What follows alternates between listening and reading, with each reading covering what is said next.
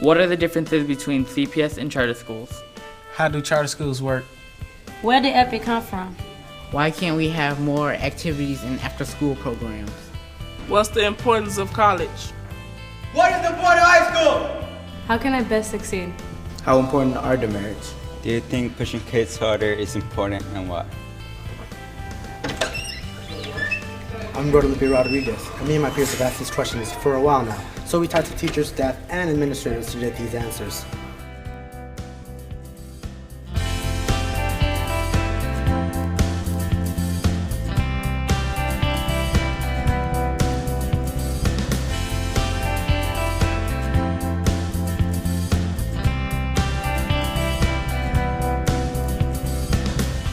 We started by asking them what their definition of a charter school was. I would say that a charter school is defined as a public school in the state of Illinois, and it's a school that receives public funding, at the same time has a lot of flexibility in the way that they have curriculum, programs, and the way they spend their money. A charter school gets its charter, which is sort of like a legal document that says it can be open, so it's like a charter or like a constitution, same idea.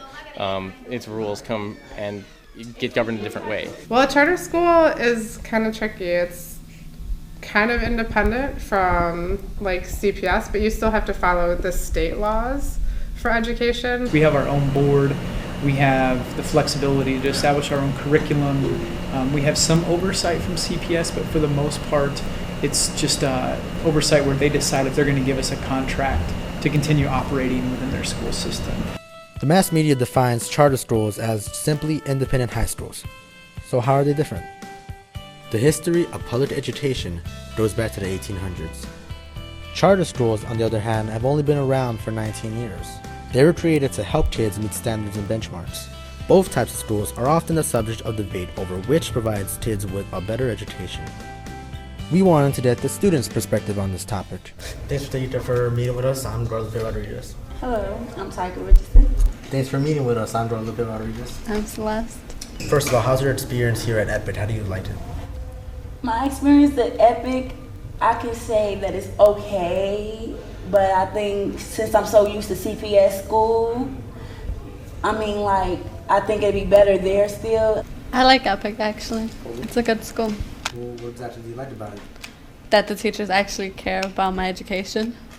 When EPIC started, we wanted to try and be as organized as possible and make sure that everything we were doing made sense, that was connected to something else, and it wasn't something that we just did it for the sake of doing it. There was a real intentional design behind all of the things that we did, and then make sure that adults were on the same page so that students always got the best education we could provide.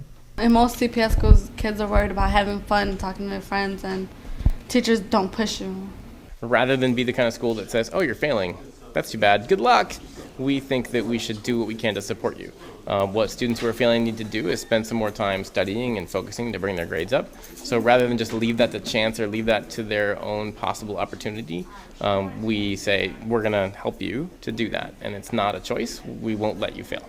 Last year, I was running the Student Leadership Council, and I tried to bring problems to them that we had. And so I gave them some data, and I said, look, at the end of the first trimester, we had 40 students that were on track. The rest of the students had failed the class. That was horrible. And I was like, what do you guys want to do about this? And they came up with a bunch of ideas, and one of the biggest ideas I thought was to be most effective was to have mandatory office hours. So we just did it. I don't need nobody to push me around to get to success because I can get there on my own. And that's one thing I think a charter school do is pushes you to success. And the CPS school wants you to succeed. And I think I can succeed without the extra help or without the extra, teachers telling me what to do and how to do it. A lot of students complain about office hours all the time. Would you see it as maybe it's pretty much a bad thing for most students? Well, they think it's a bad thing because all they want to do is go outside when they should be really trying to do work, trying to get their grades up, trying to make their future better for themselves. I want to be careful about being strict because strict is kind of like the stepping stone to, I think, self-discipline. Having come from a CPS school, we asked Ms. Ellis to comment on the change of scenery. So far, my experience has been fantastic, especially from where I came from. The structures of the classroom and the instruction and the behavior expectations are really areas where I feel like the students can succeed and makes the teacher more successful with the students. Apart from academics, EPIC also pushes the student body to be accountable for their actions with its discipline policy. It's not like I wake up every morning with my goal is to give demerits. Demerit is a way of making you guys do what you're supposed to do. It's not meant to be personal, but it's just a system that we have in place to make sure that you guys uphold the rules and the codes of EPIC Academy. Demerits come from hall sweeps, behavior problems, tardiness, as well as other debated issues like uniforms. I think it is kind of safer that we have green and khaki, but at the same time, I think we still could be able to come out of uniform without wearing gang colors. And if the kids don't listen to that, then they should be punished. I think we should get a little more freedom here. I don't think they should treat us like kids, and that's one thing I think they're doing here. You have to wear one solid color shoe. Like, I don't think that's fair. I think kids should be able to wear any color shoes they want. It's bad enough they already have to wear a uniform. The least they could do is let us wear the kind of shoes we want to wear. Black and red, black and gold, black and blue. All of those things mean things to different people, and we'd rather not put you guys at risk if we can help that. So, and then secondly, we want to make sure when we come into the school that it's as gang-free an environment as possible. Not everybody gangbangs, so why should everybody have to suffer for something?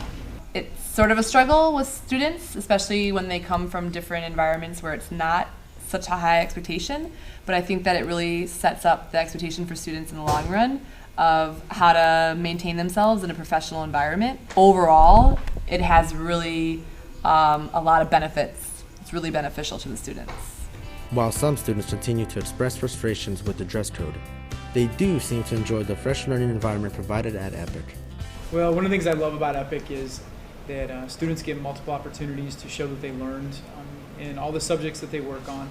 I also like that our learning here is very hands-on. We get to do a lot of learning outside of the school building.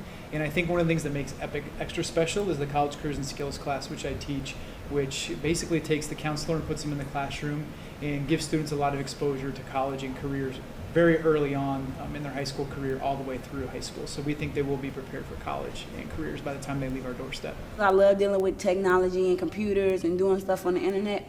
That's one of the things I really do like about EPIC. I'd say I learn more by using more technology.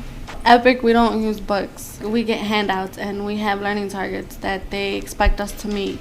Is EPIC an acronym for something? If it is, can you tell me what it is? Yes, EPIC stands for Expeditionary Path to Innovative Change. It's a big mouthful there. Part of our vision is to prepare students to go out in the world and to do amazing things and make change, which is where the Path to Innovative Change part comes in. So it just kind of fit together with what we were required and what our overall vision of our school is.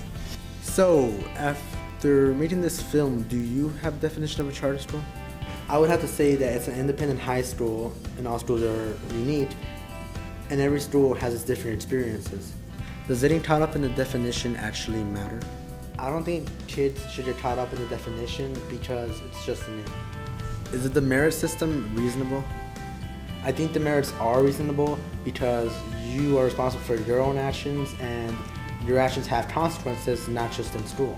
What would you hope a kid who's about to enter high school takes away from this film? I would hope that an incoming freshman would see that there are a lot of opportunities out there, but the one thing that still stays the same is that you're responsible for your own education.